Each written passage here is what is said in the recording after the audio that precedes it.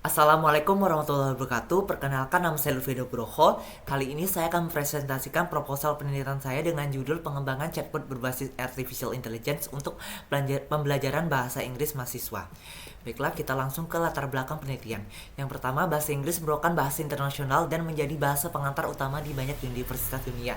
Banyak kelas di universitas menggunakan bahasa Inggris sebagai bahasa pengantarnya. Lalu, banyak jurnal penelitian dan juga buku teks yang diterbitkan dalam bahasa Inggris. Lalu, kemampuan bahasa Inggris di Indonesia ini masih rendah.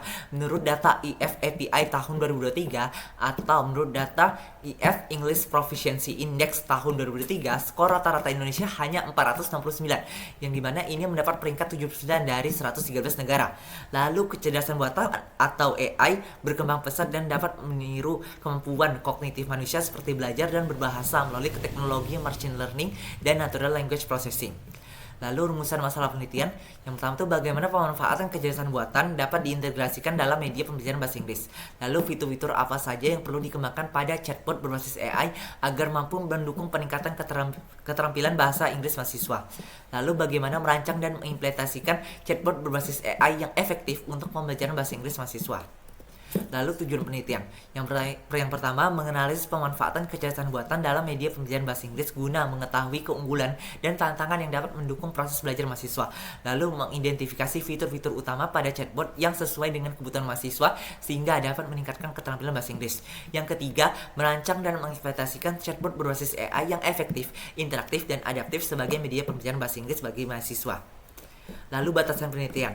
Lingkup implementasi chatbot dibatasi pada penggunaan dalam konteks pembelajaran di lingkungan perguruan tinggi, tidak mencakup tingkat pendidikan lain. Lalu, fokus hanya pada bahasa Inggris, meskipun chatbot berbasis AI ini berpotensi dikembangkan untuk bahasa lain.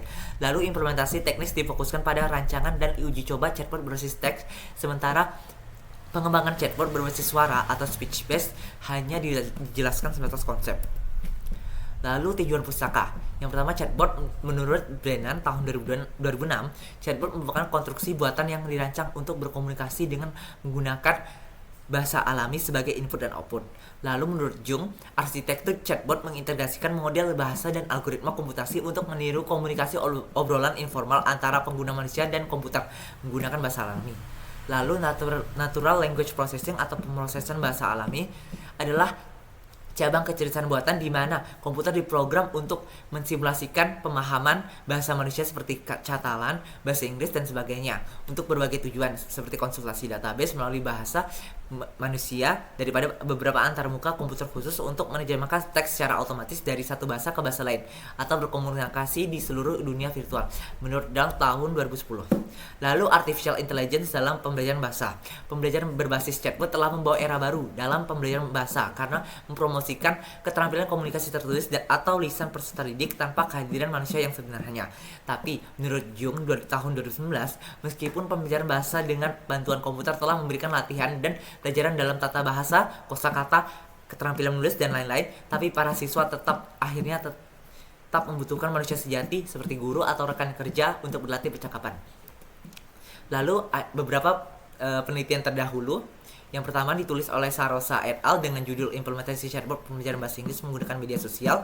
Aplikasi ini diberi nama Elabot atau English Learning Assistant Bot. Ini telah diimplementasikan pada mahasiswa program studi D3 Bahasa Inggris Politeknik Negeri Malang. Hasil pengujian menunjukkan bahwa 97,5% mahasiswa menyatakan chatbot telah membantu dalam proses pembelajaran struktur bahasa Inggris. Lalu, jurnal yang ditulis oleh Muhammad dan Adila tahun 2021 dengan judul Pengembangan Chatbot Percakapan Bahasa Inggris Menggunakan Dialogflow. Hasil penelitian menunjukkan bahwa hampir semua agen telah mencapai semua indikator dan sebagian besar tanggapan memiliki tingkat akurasi 100%. Ketersediaan chatbot diharapkan dapat membantu siswa dalam meningkatkan keterampilan percakapannya. Lalu, penelitian dilakukan oleh Afianto dan Irfan tahun 2019, aplikasi chatbot Speak English sebagai media pembelajaran bahasa Inggris berbasis Android. Hasil pengujian dalam penelitian menyimpulkan bahwa 63,96% pengguna menyatakan setuju dengan fitur yang dikembangkan pada aplikasi tersebut. Pengguna menilai sistem yang telah dibangun dapat menjadi solusi untuk permasalahan latihan percakapan bahasa Inggris. Selain itu, pengguna juga terbantu dengan adanya fitur-fitur seperti voice chat, koreksi kesalahan, log harian untuk berlatih, dan evaluasi mandiri. Lalu, penelitian yang ditulis oleh Kong Mi tahun 2025, Education and Changing Career Oriented English Learning in Thai University Level through Cloud-Based Situated chatbot models. Penelitian ini bertujuan untuk mengatasi tantangan yang dihadapi oleh ruang kelas bahasa Inggris tradisional di Thailand, seperti kurangnya praktik bahasa khusus konteks dan keterlibatan siswa yang terbatas. Dengan memanfaatkan kemampuan cloud model bahasa AI yang canggih, penelitian ini berupaya menciptakan pengalaman belajar bahasa yang mendalam dan spesifik industri, yang lebih mempersiapkan siswa untuk tenaga kerja global. Lalu, penelitian yang ditulis oleh Duong tahun 2024, The Effects of an Artificial Intelligence Voice Chatbot on Improving Vietnamese Undergraduate Student English Speaking Skill. Hasil penelitian mengungkapkan penelitian signifikan keterampilan bahasa Inggris siswa telah menggunakan chatbot suara AI untuk berlatih berbicara dengan indikatornya kurang dari 0,05. Para siswa juga sepakat bahwa kemampuan mereka membaik karena dapat berbicara bahasa Inggris dengan lebih baik, menggunakan kata-kata lindung nilai yang sesuai struktur bahasa dan kosakata yang tepat. Lalu jurnal penelitian yang ditulis oleh Aprilinda et al. Tahun 2022, chatbot menggunakan natural language processing untuk pembelajaran bahasa Inggris berbasis Android. Penelitian ini mengembangkan chatbot berbasis natural language processing di platform Android untuk membantu pembelajaran grammar, khususnya 16 tenses. Hasil pretest dan proses pada 44 responden menunjukkan adanya peningkatan pemahaman grammar setelah menggunakan chatbot. Responden juga merasakan waktu belajar yang lebih fleksibel berkat penggunaan aplikasi ini. Lalu jenis penelitian, metode penelitian ini menggunakan metode research and development. Research and development ini adalah pendekatan ilmiah yang sistematis untuk menemukan produk, proses, atau jasa melalui langkah-langkah perencanaan, pengumpulan data, analisis, dan implementasi inovasi untuk mencapai hasil yang lebih baik dan berdasarkan bukti-bukti yang valid. Menurut Rumeta et al. Tahun 2020. Lalu menurut Sugiono tahun 2015, penelitian dan pengembangan atau research and development adalah metode penelitian yang digunakan untuk meneliti, merancang, produksi, dan memvalidasi produk.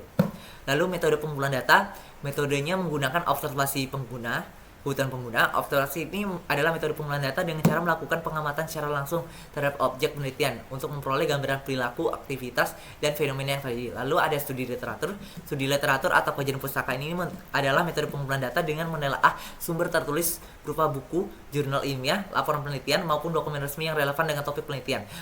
Webster dan Watson menyatakan bahwa studi literatur sistematis penting untuk membangun kerangka konseptual, mengidentifikasi kesenjangan penelitian, dan menghindari pengulangan studi yang sudah ada.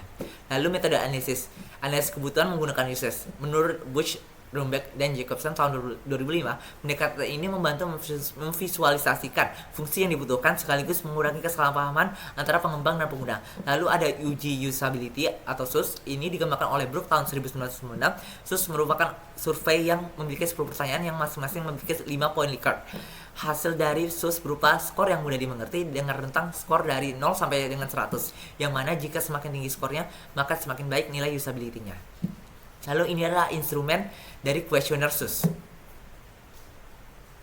Saya merasa chatbot bermanfaat untuk mendukung pembelajaran bahasa Inggris.